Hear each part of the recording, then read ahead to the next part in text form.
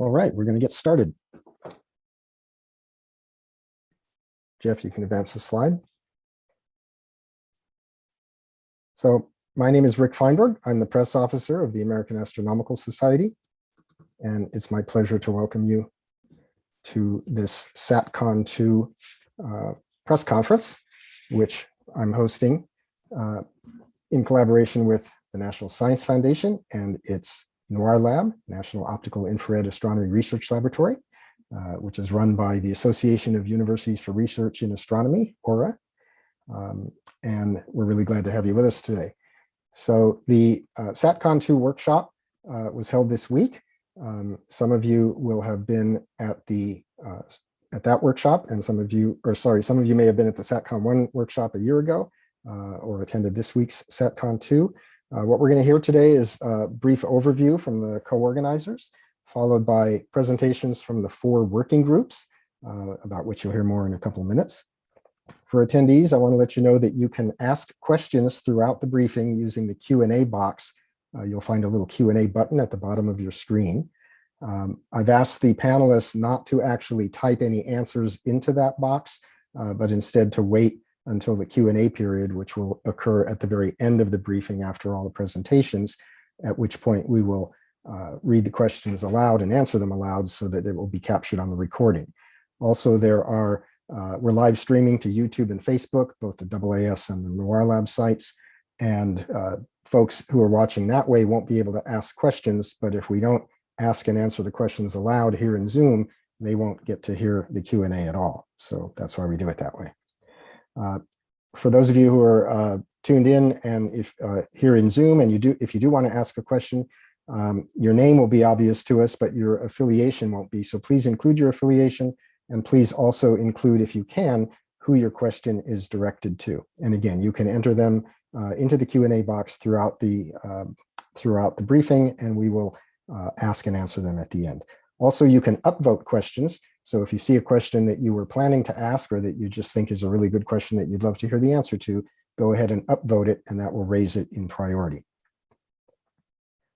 All right, just a quick reminder that all the material presented here in the briefing and everything that was presented at the SatCon workshop over the last 4 days is embargoed until the end of the briefing. And in contrast to how I do it at a regular AAS meeting press conference, I'm not going to introduce everybody up front. I'm going to introduce them when it's their turn to speak. All right, and with that, we'll get on to the first presentations. So you can advance the slide. We're going to first hear from the co-chairs of the Scientific Organizing Committee, Connie Walker and Jeff Hall. So Connie Walker has been an astronomer at NSF's NOIR Lab in Tucson, Arizona for about 20 years. She plays an active part in dark skies protection through leadership roles in the International Astronomical Union, the International Dark Sky Association, and the American Astronomical Society, the AAS. Jeff Hall is the director of Lowell Observatory in Flagstaff, Arizona, where he's worked in various capacities for about 30 years.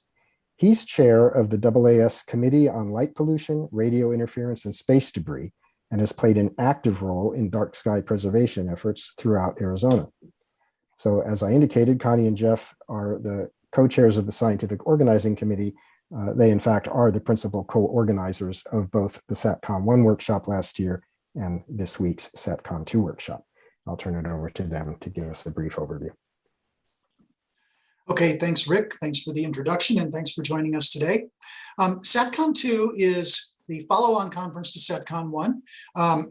We started the SatCon workshops after the launch in May 2019 of the first tranche of Starlink satellites and the work thereafter with SpaceX that led to the idea we should all get together in a community sense and see what might be done about some of the impacts on astronomy. We know these satellites are perhaps up to 1 billion times brighter than the faintest objects astronomers study and have a significant impact on ground-based observatories, which require pristine dark skies to perform their research. So in SatCon 1, we identified a number of recommendations for how observatories and satellite operators and the two in collaboration might mitigate some of the impacts. SatCon 2 is the follow-on to that, where we've really tried to examine what will be the resources in terms of both people power as well as funding, and the methods that we use to actually implement the outcomes of SATCON 1 and its recommendations. We also realized SATCON 2 needed to be considerably broader. We needed to expand it into exploring policy frameworks, since the rapid explosion of technological capability in low Earth orbit has outpaced the regulatory frameworks that are in place. We also wanted to greatly broaden the stakeholders involved. There were many communities, many voices that had not had an opportunity to be at the table and make their opinions heard about the burgeoning industrialization of space. And so these were our objectives: to broaden the discussion, to begin exploring policy, and to take actionable and concrete steps towards making the recommendations of SATCON 1 a reality. We would very much like to thank funding from the National Science Foundation, the NSF, for their support of the workshop, as well as the AAS, which has supported both SATCON 1 and SATCON 2 throughout, as well as the activities of the LPRISD committee. And we particularly want to thank NSF's Noir Lab for hosting it, and you'll be hearing in the rest of this press conference from our excellent and hardworking working group chairs, who really have been the people that have made this happen and come up with some, I think, some very interesting and exciting conclusions. So, Connie. Thank you. Next slide, please. Thank you.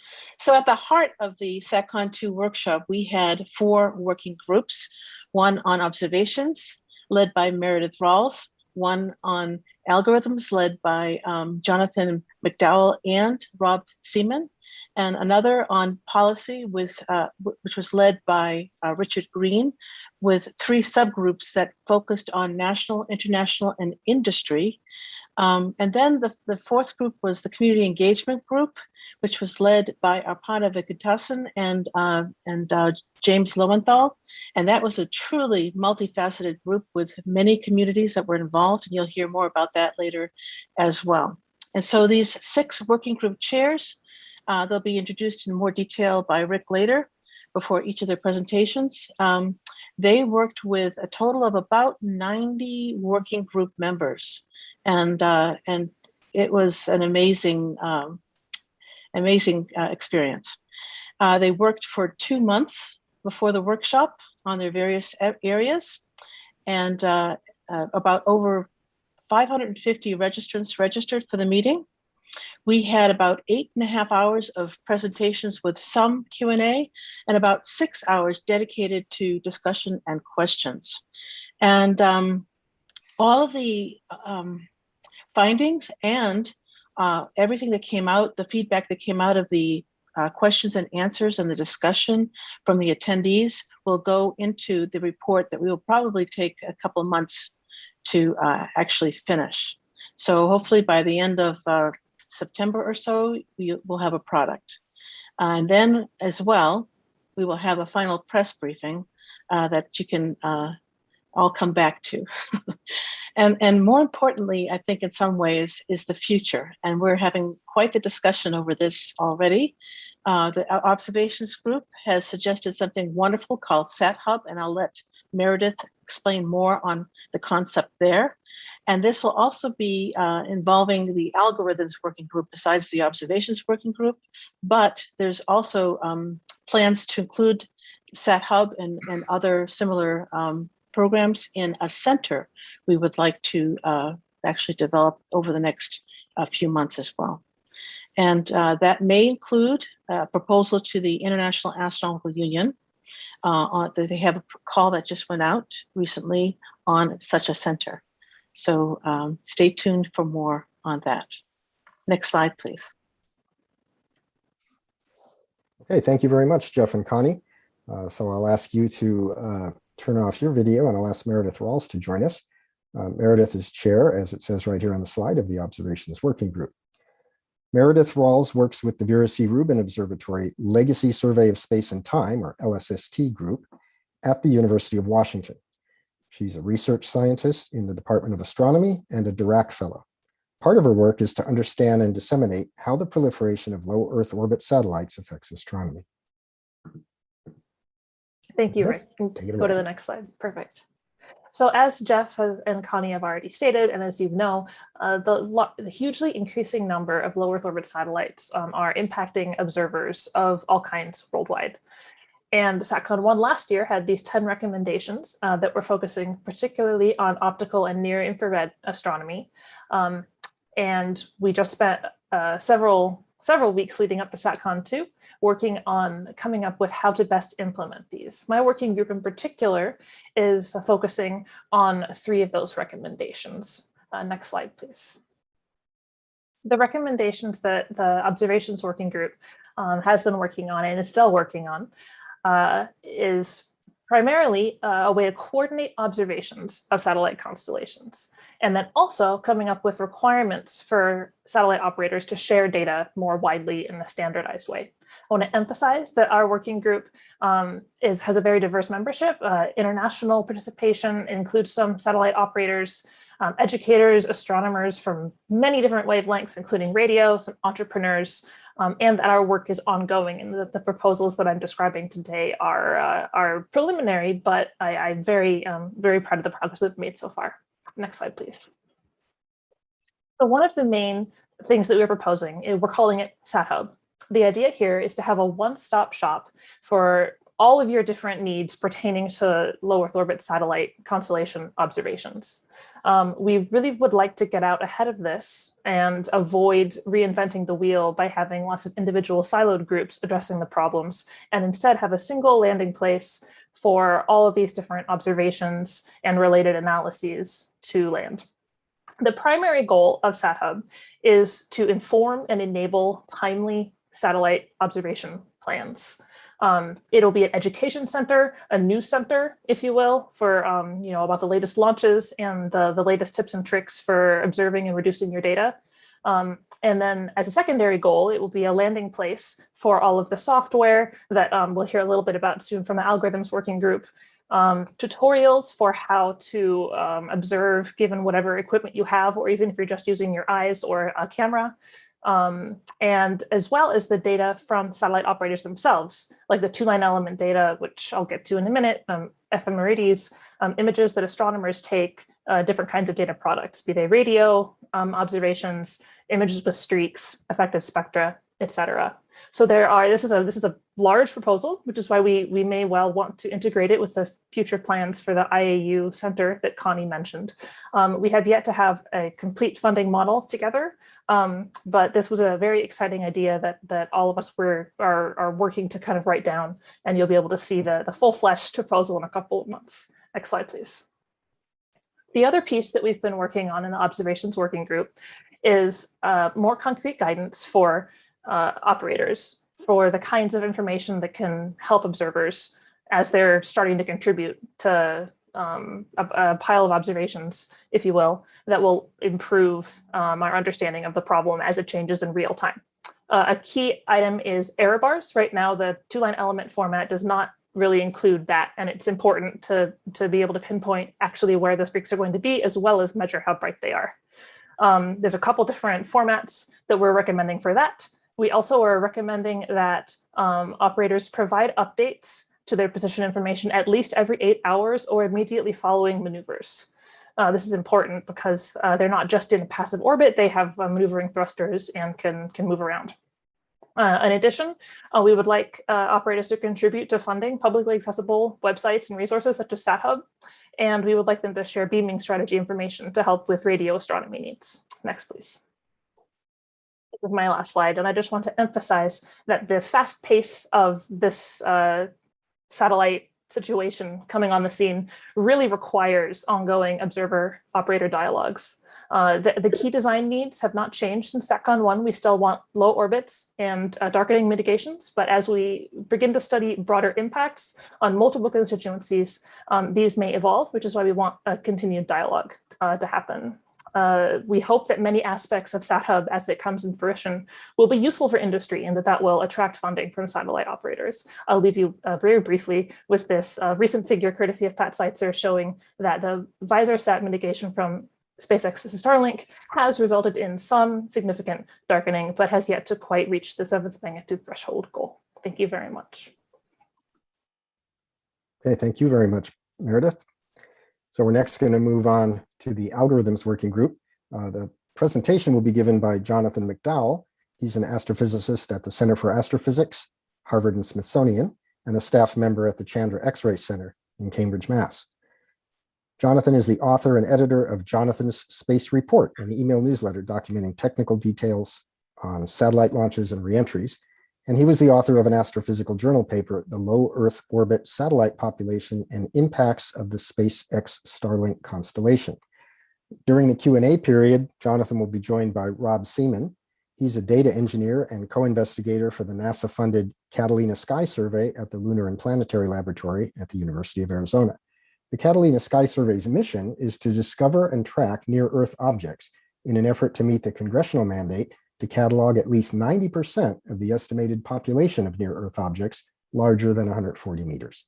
And with that, we'll turn it over to Jonathan. Thank you, Rick. So if I can have the next slide. So the Algorithms Working Group has come up with a number of preliminary conclusions that we'd like to share with you today.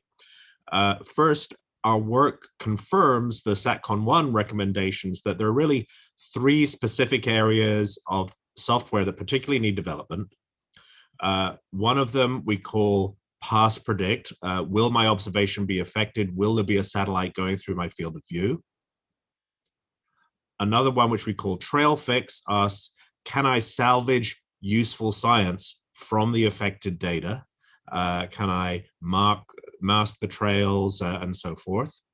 And thirdly, we also need a large simulation and modeling effort to assess the impacts both of current and of future constellations on the science.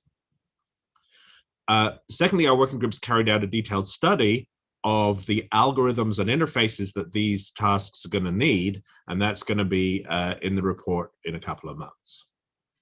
Next slide. Our third conclusion is that there's some good news. Some software already exists. We've tried to identify what existing software is relevant to these software problems, but we find that a lot of it is specialized to particular instruments, particular observatories, and it's going to need some work to be generalized. Also, though, there are big gaps where the software just doesn't exist. We do need a significant software development effort, and that's going to require substantial resources and funding. We also think it's important for there to be educational materials so that students can become familiar with the software and with the scientific issues. And our community is very diverse. We're going to have to provide the software in several forms. Libraries like AstroPy, applications for data pipelines, and simple web interfaces that everyone can easily use. Next slide. One of the things our group realized is that very early on, we're going to need a standard test suite to help develop the software. And that includes things like sets of example astronomical images and data with satellite trails of different kinds from telescopes of different kinds. Astronomy is a very diverse science in that sense. And so we need to test out the software in a lot of different cases. We also really like the SatHub concept that Meredith described for us. And we think that that's a natural home for people to go and find the software, find the satellite catalogs, get access to the location predictions, and find the documentation. But that's going to need continuing development, support, and maintenance. The constellations are being launched right now, and software always takes longer than you think to get properly working. And so we're going to need these resources as soon as possible. And finally, if these satellite constellations are fully deployed as planned, you're not going to be able to just fix it in software. No software solution can fully mitigate the impact on astronomical observations. And we find in particular that spectroscopic observations might be severely affected and hard to mitigate. And so it's likely that even if all the software works as well as you could hope, observatories around the world will also need to invest in hardware like auxiliary spotting cameras or other solutions. So we do think the software is very important, but it's not going to be a magic bullet to clean the data. Thank you. Thank you very much, Jonathan. So the next presentation will be given by James Lowenthal and Aparna Venkatesan. James will give the first part. He's a professor of astronomy at Smith College, and he's a member of the AAS Committee on Light Pollution, Radio Interference, and Space Debris, as well as a passionate defender of the night sky in Massachusetts and beyond. Aparna Venkatesan is a cosmologist and professor of physics and astronomy at the University of San Francisco. She works actively on developing scientific partnerships with indigenous communities and on advocating for a sustainable presence in near-Earth space. Last year, Aparna and James and their collaborators co-authored a Nature paper, The Impact of Satellite Constellations on Space as an Ancestral Global Commons. James? Thanks, Rick. Our Community Engagement Working Group had 21 members from a very diverse set of backgrounds, including amateur astronomers, members of sovereign indigenous First Nations groups, dark sky advocates such as astrophotographers and experts in the fast-growing field of astrotourism, planetarium professionals, and prominent environmental organizations. We formed 5 subgroups representing 5 constituencies. It could have been 50. And through scores of interviews, listening sessions, surveys, meetings, conversations, we consulted with communities in time zones all around the world, including wayfinders, members of Asian and Pacific Islands and Polynesian groups who use traditional practices, including the stars, to navigate the ocean. This also included individuals and groups hit especially hard by the pandemic and numerous other crises. And their committed participation on our working group demonstrates the depth of concern and passion they have about this issue. This is long-term work, and in many ways it's just beginning. But in our many wide-ranging interviews and conversations, several themes emerged that we report here. The sky belongs to everyone. Space is a global commons. All people are impacted by changes in the sky. Mega constellations are a global issue because space is a global commons. The sky is part of the environment. Only in the narrowest possible legal interpretation could the sky not be considered part of the environment. And ecosystems depend on the night sky and on each other, echoing the intersectional, interdependent nature of the many strands of this complex issue. To summarize our message, we invite industry, leadership, space actors, and all present here to co-create a shared, ethical, sustainable approach to space. Can I have the next slide, please? Thanks. Out of all these meetings and surveys and conversations and listening sessions, there emerged the following major themes. First, there is a duty to consult. Satellite operators, policy and decision makers, regulators must ask impacted or potentially impacted groups for their input and listen to it. That includes the groups I already mentioned, such as American Indian and Alaska Natives groups. No group is a monolith. Don't assume all indigenous groups want the same thing, or even that all members of a single indigenous group do, any more than we can assume that all Americans want the same thing. In this process, we need to respect air, water, and land sovereignty. In Canada, there are numerous treaties between sovereign nations and the Crown. How does that play out in space? The duty to consult applies to media as well. We heard many references to cases where indigenous words were misquoted or appropriated, often in harmful ways. We heard many calls for connecting with existing groups and networks, including many that I've mentioned and listed here. We emphasize again the ethical and intersectional nature of this complex issue. Another theme is to engage with the satellite industry, to build relationships with them and find common ground. At the same time, our members and their interviewees recognize that there are strong economic, legal, and political structures that affect tech choices and markets, and that favor some groups over others. There's a call many times actually to learn from the past.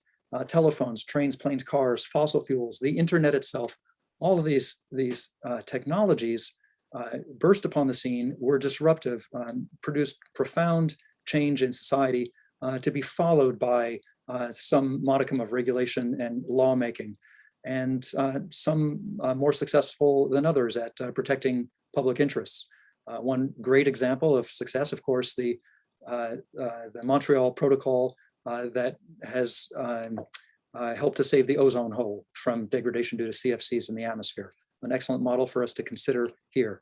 One point on that finally that came up many times: technical and human problems such as this require technical and human solutions. Finally, we sometimes hear that this is a case of astronomy versus broadband access, but science versus the internet is a false choice. Broadband's crucial. Economic development was certainly a common thread in our discussions, but we should not assume that unmitigated SATCONs are the only way. And I'll leave you with two observations before I turn it to Aparna, that are made by members of our working group. One, light pollution, and now potentially satellite mega constellations, are erasing not just the stars, but indigenous stories and traditions too. And two, there's a growing hunger for dark skies and connection to nature and human heritage through the stars. Aparna. Gratitude, James, and thank you everyone for your presence and for listening in this time of global crisis. I will take a moment to build on a point that James made that we heard repeatedly from our constituencies and working group members: the need for consultation and long-term relationship building. We invite help and support co-creating this relational approach with communities impacted by the predicted as well as unintentional consequences of mega constellations. However, we cannot have a relationship with systems only with individuals. Systems tend to be driven by urgencies and goals ahead of the process. Systems almost always deliver the outcomes they were designed for, often reinforcing a pre-existing concentration of power. As others have noted earlier in this half hour, software can address only so much. The hardware sets the structural parameters under which everything will operate. So again, please help us co-create the right hardware at the beginning of this long-term journey towards a sustainable, ethical approach to space that honors all perspectives. Thank you. Thank you very much, Aparna and James. We'll now move on to the fourth and final working group, the policy working group, chaired by Richard Green. Richard is assistant director for government relations and research professor at the Steward Observatory, University of Arizona. He was recently director of the Division of Astronomical Sciences at the National Science Foundation, the NSF. Richard? Thanks, Rick. And next slide, please. So this policy working group was an extraordinary group in terms of their breadth of expertise. Their charge was to explore and assess paths to implementation of the SATCON 1 recommendations, particularly those relevant to industry. We had a group of about 30 participants. Astronomers were distinctly in the minority. We had space law legal scholars, policy experts, and a group of satellite industry participants. So as Connie Walker had mentioned earlier, we divided this effort into three subgroups with strong overlap. One for industry, developing the way, an approach that they might take to work with astronomers and implement the recommendations that were called for. We had a group looking at domestic US policy and law who were defining the legal and policy basis for including mitigation to impact of astronomy in licensing and other official approvals, and an international policy subgroup that was looking at other nations and international government perspective on the US's obligations under the Outer Space Treaty and signed conventions, particularly environmental ones. I'll just note the industry core subgroup had a broad group of participation from major operators. This report does not imply corporate endorsement, but we have real optimism that we're starting a long-term engagement between industry and the dark skies community that for satellite companies that really want to be good stewards and responsible actors in space. Next slide, please. So that industry and public policy subgroup wanted to encourage operators to consider effects on astronomy early in the development of their constellations, because unlike SpaceX, which manufactures their own machines, other operators will contract to a major manufacturer and they can adjust designs early, but it's very hard to change once they're in production. And so to that end, they propose having accurate, cost-effective testing and modeling to make sure that their reflectivity and shadowing is as requested, and that they should share mitigation approaches and lessons learned. After launch, SpaceX gave an example where they would turn end on so that there was very little geometrically reflected sunlight, as little as possible. And so learning about those maneuvers, again, sharing within the industry is important. They want to have clear guidance from astronomers as to what astronomers actually need, and not approaches that say you may not do this, you can only do that, but give them some technical latitude to meet the desires. Next slide. The domestic policy subgroup recognized that in reality, there's no national or international regulation of on-orbit activities beyond the Outer Space Treaty restrictions on weapons and the general principles of due regard, harmful contamination, and harmful interference. And so there is a question about how better to implement the US's responses to that. And it was also recognized and amplified during the workshop that SATCON 1 focused a great deal on individual components of constellations. There are also likely to be aggregate effects for diffuse light in the sky. Nevertheless, okay, I'm sorry, this is an antique version of this slideshow, and so I'll do my best. There's a growing understanding of the need to regulate light pollution, and so that includes 19 states, Washington, D.C., Puerto Rico, have laws addressing that, and so there are models showing that there is concern. Next slide. There, as an example of one agency is approving something that might impact the mission of another, we note that Planetary Defense requires sensitive observations of the sky. There are models for space traffic management, radio quiet zones, and there are responsibilities imposed by international law. So their conclusion was the obligation to reduce detrimental effects of satellite constellations on astronomy should and can be a condition of licensing based on law and policy. But implementation should be based on very clear goals that industry could meet. Next slide. So this working group, as I mentioned, looked at how international obligations are implemented by US mechanisms and to show where there are gaps, and those might be relevant to the impact of satellite constellations. Next slide. So the conclusions here are that at the moment, as mentioned in the US group, but these are independent reports, there is not a way of managing on-orbit performance. There are not only individual satellites, but cumulative impact. And once you launch a satellite, it is not confined to your country. So this is a focus on US policy, but with a goal of meshing with international policy that creates a uniform international response through fora like the UN Commission on the Peaceful Uses of Outer Space. Thanks. All right, thank you very much, Richard.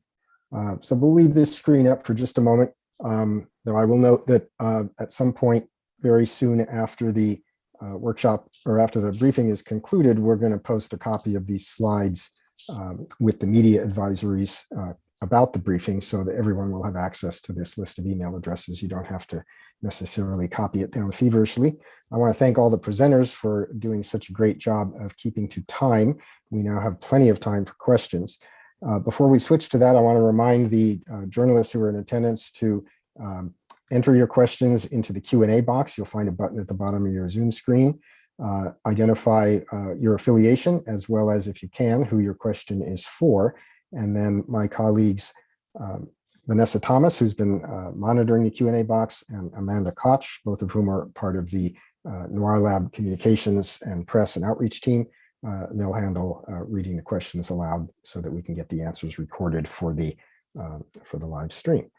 All right, so let me ask Jeff to stop sharing the screen and everybody to turn on your video, and then you can turn on your audio when you're ready to answer a question. And I'll switch to gallery view so we can see everybody. We do have a couple of questions, so I'll turn it over to Amanda to get us started. Thank you, Rick. Okay, the first question is from Andrew Fracknoy. Apologies for getting that wrong. No, you got it right. Oh, excellent. Okay, textbook author. So it's not directed to anyone in particular, but the question is, has astronomers' concern about these satellites found any resonance among policymakers in the Biden administration or members of Congress? That sounds like a good question for Richard. I'll note that we issued invitations to a number of congressional staff and agency staff, and invited them to listen in on the deliberations while some of the sausage was being made for the draft reports that were presented. And they were very interested and very constructive. So I do believe that this is an issue that will get further attention.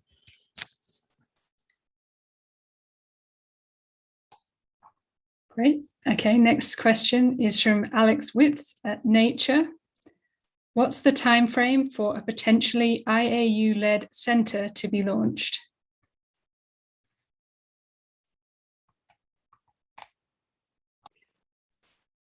Meredith, I think that might be for you. Or I Connie? actually prefer to defer to Connie if that's all Okay. right with her. Okay, great. Yes, well, the proposals are due about September 10th or so, and I think they would probably deliberate until the first of the year. I would say is probably the start date, the earliest.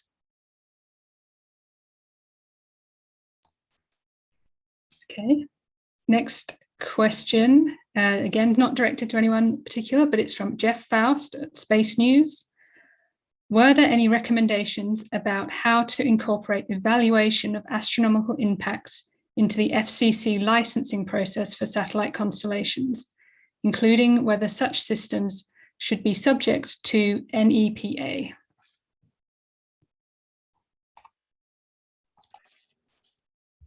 So that is certainly an issue that the policy working group addressed.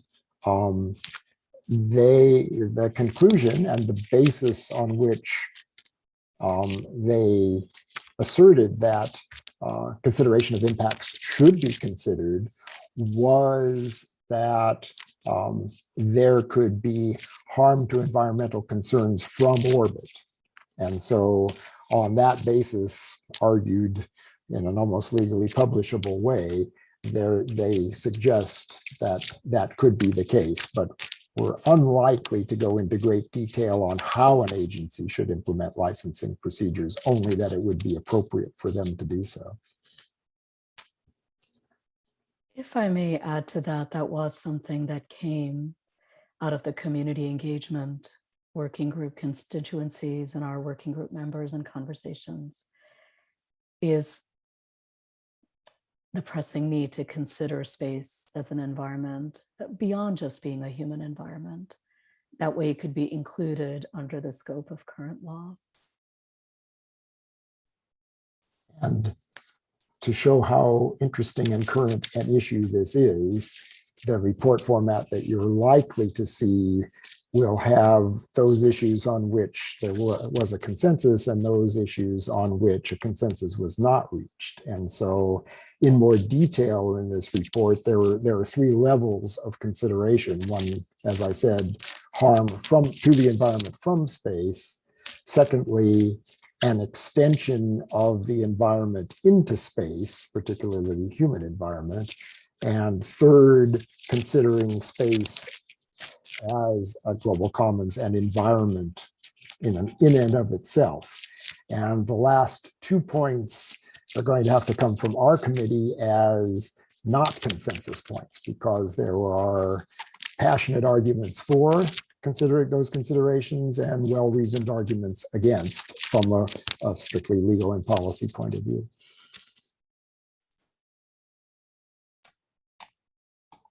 Thank you. Okay, so the next question is for James and Aparna, and this is from Ethan Siegel, who's from It Starts With a Bang. So he says, I agree with everything you've said, but how do you plan on getting satellite providers to care about anything you've said when they're legally free to externalize the costs of production resources by polluting space and the sky all they like with no monetary or legal ramifications? If there were no penalties against dumping sludge into a river, even though it harms everyone downstream, a company would do it with no limit. How can we stop companies from polluting space at will, given that all present mitigations are presently voluntary? Thank you, Amanda. James, would you like to go first and I could add? Sure, and then I'm guessing maybe some of our colleagues on other working groups may also want to add after that. First of all, I think some good news is, of course, the satellite operators were significantly and substantially involved in the planning of this workshop and the discussions leading up to it and during it, and have demonstrated in numerous ways good corporate citizenship and the willingness to commit resources to mitigate some of the ill effects of the satellite constellations. With that said, of course, they're not required to do that. There's no guarantee that other satellite operators around the world or even in the US will display the same sense of good corporate citizenship. And there is, I would say, a broad agreement that regulation is going to happen. And it's just like so many other disruptive technologies. The internet itself, it gets regulated afterwards. It's difficult to foresee. I think that's the case here.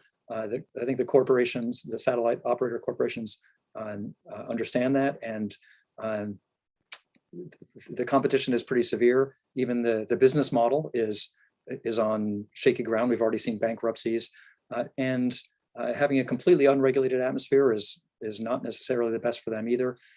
So I think there's broad agreement that regulation is going to happen. Of course, it's a slow process, but that's what we're launching with this workshop.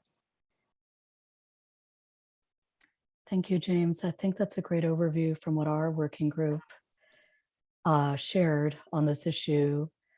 And I think we have been really glad to have industry folks present at this meeting, and one or two drop by some of our group's breakout rooms as well. And we've been grateful for that. Expanding the scope of current law and expanding regulation is a first step. I'd be very excited to see something centralized like SatHub launch and to be well funded, so that this can be given intentional time to address in an integrative way, because there's such an enormous array of issues. But I think parallel to and working with us with a SatHub type institute is the growing of grassroots long-term relationships. When we listen to perspectives we don't normally encounter in our day-to-day lives or work, we might be surprised by solutions we haven't thought of that other communities have dealt with in other arenas.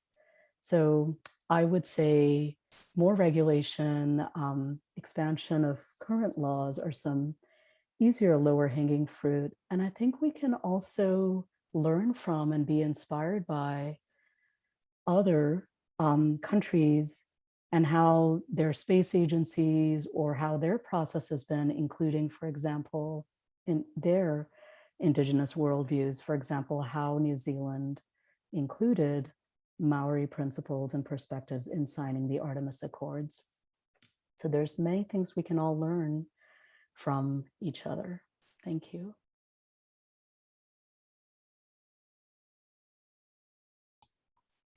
Okay, I'll move on to the next question.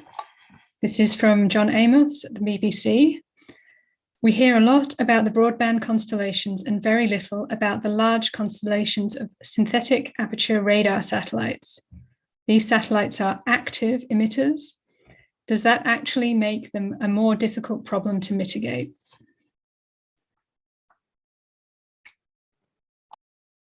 I can speak to this one briefly. I am less familiar with synthetic aperture radar satellites. My perhaps limited understanding is that there are not nearly as many of them. Perhaps that is also on the brink of changing. But the main thing that we were considering at SATCON 2 is specifically a commercial satellites in low Earth orbit.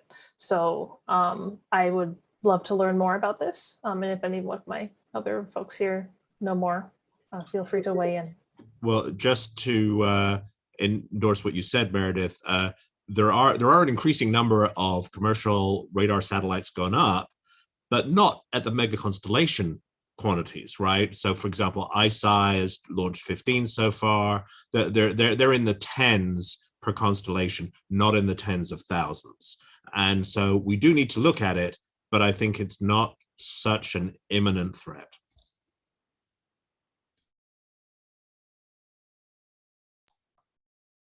Okay. The next question is for Richard Green, and this is from Monica Young at Sky and Telescope. As you've noted, international regulations are key because US regulations don't matter much if companies can just go to another country. I believe even the UN can only suggest policy. How do we go about getting regulations that are truly international? It's a wonderful question. And you're right. You know, we commented today, the UN doesn't have a mechanism like your local health inspector who can come and shut down your kitchen, you know, if you're in violation of something. So we have to create the right environment, and the UN is an international framework and law is ideal for setting that framework of expectations about what nations should do in terms of implementing their more specific policies for permitting, launching, and holding expectations high for the lowering of the impacts of these constellations. So these two processes mesh in some important way. So this one concentrated on US policy in the same way that International Astronomical Union members are approaching their local governments with the hopes of doing the same, so that when things come together at a national level, there's a place to start talking to try to get a more or less common framework. The other thing I'll add, and then I think Connie Walker can add some important dimension to this, the US is still a very attractive market. And so, you know, we could imagine space full of Liberian freighters, as the law of the sea has led people to. But, you know, to operate in the US market, you have to be licensed in the US. And so unless the regulatory burden is extraordinarily onerous, it's still an attractive place for satellite companies to broadcast down. Connie. Yes, there's a parallel group working on the international levels of things called the Dark and Quiet Skies group. They had a conference last year. They're going to have one this year in October.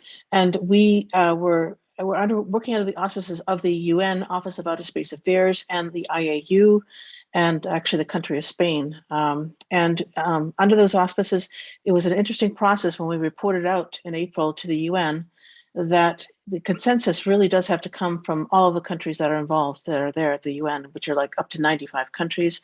And these countries actually, they can't make decisions on their own. They have to go back to their governments and they have to get approvals.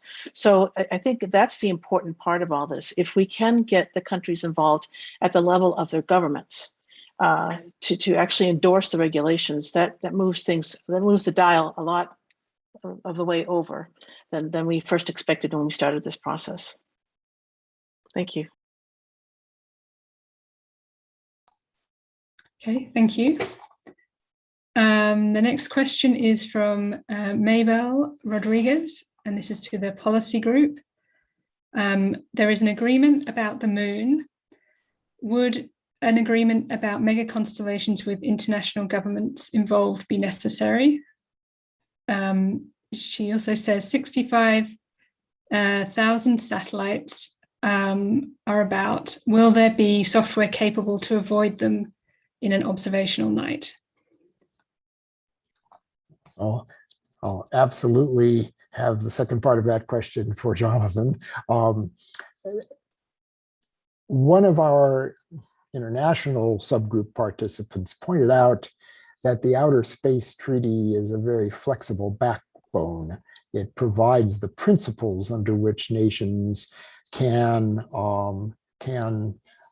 operate together to define how some new phenomenon like satellite constellations fits under the expectations of spacefaring nations in the framework of the Outer Space Treaty. So it's hopeful that that can be practical policy implementation rather than a new international agreement, if people can recognize that it's an aspect of the way nations have already agreed to work in space. So Jonathan, Meredith may have comments about planning avoidance. Sure, I can address that briefly. It's true that with, as you say, 65,000, maybe even over 100,000 satellites, we don't realistically expect to be able to avoid satellites for many different observational campaigns. For Rubin Observatory in particular, a paper was led by Tony Tyson last year that kind of goes into the specifics of how it's not feasible to try to dodge large numbers of low Earth orbit satellites for a large wide field survey like that. However, different science situations, it may be feasible. For example, if you're trying to get spectroscopy of a particular object at a particular time, one of the software products that I believe Jonathan's group was proposing would allow you to say, okay, here's my RA and declination window. Here's like my 2-hour acceptable time frame. Please tell me when to do my integration so that I don't have a satellite going through the middle of that field. Yeah, and just to follow up on that though, yeah, it's absolutely, astronomy is such a heterogeneous field, right? Every science program is different. And so some of these tools are going to be useful and save you some of the time. And for other programs, it's just not going to help. And so it varies. Okay. The next question is from Ethan Siegel, and it's for Richard, Green, or anyone. One of the most successful worldwide networks is the GPS system. With only 24 active satellites, we can provide GPS coverage to the entire world. Is there an initiative to compel the US government to create a global 5G LEO satellite network that will provide fast, adequate global coverage with minimal number of minimally offensive satellites, rendering all private/international mega constellations unnecessary and ready for deorbit? So we can say that issue was brought up in lively discussion during the workshop as well, so it's on people's minds.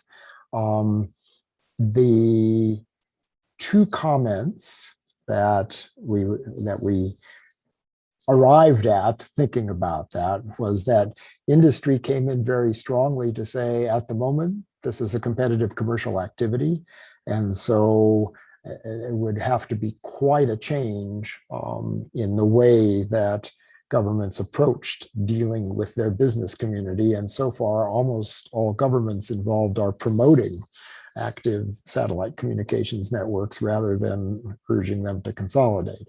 That being said, it gets back to this question of aggregate impact, because at some point, and we did not talk about this because we concentrated on areas unique to astronomy, or tried to, but at some point there will be a limit on the total number of satellites that can be had before you get into risk assessments about collisional runaways and things like that. And so at some point, the international community will have to think about how you react to the total number of satellites in low Earth orbit.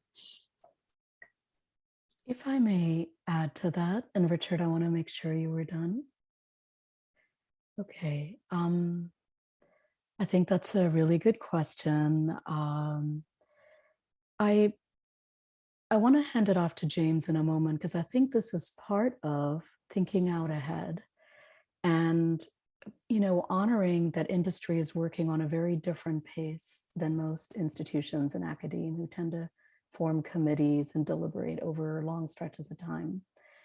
So we need to investigate alternatives as they may exist and their cost, and plan out before we crowd orbits and overload orbits. Plan out for, what if this doesn't play out? What if the promise of cheap, accessible broadband, you know, we can't arrive at it easily? What will we do with all of the satellites? Where will they go? If they're all decommissioned, they have to come back into the ocean. What will that do to environmental aspects for the ocean, as opposed to environmental aspects in space? So we need to act on this thoughtfully, but also speedily. James, or anyone else? Thank you, Aparna. I'll just add that the question, in fact, the analogy to GPS echoes, or it reminds me of an issue that was raised a couple of times, an additional environmental complication, in addition to the ones that you've mentioned already and that we've discussed. We have so many Earth observation satellites in orbit right now that we need and love, that are providing food security to nations in drought, that are monitoring climate change, the GPS system itself. To what degree are they in fact threatened by potential overcrowding that is happening lickety-split with insufficient planning and foresight? So obviously there are major offices, the NASA Orbital Degree Program Office, and at the international, at the United Nations level, many people working on the issue of potential collisions and orbital debris cascades. And that was not the focus of most of our work here, but it is a very serious issue, and it's one that the public actually thinks about and mentions. And we saw this again and again in our community engagement workshop.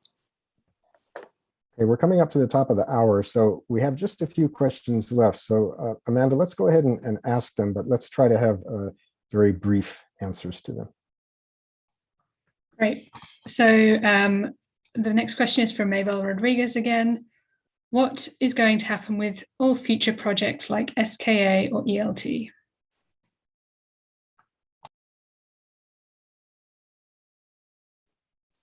If this is in particular large radio observatories, this is an ongoing concern that we don't have a particularly good answer for at the moment, is my understanding. But it's on our radar, pun intended, and we want to have that be a considerate part of, or a substantial part of our considerations.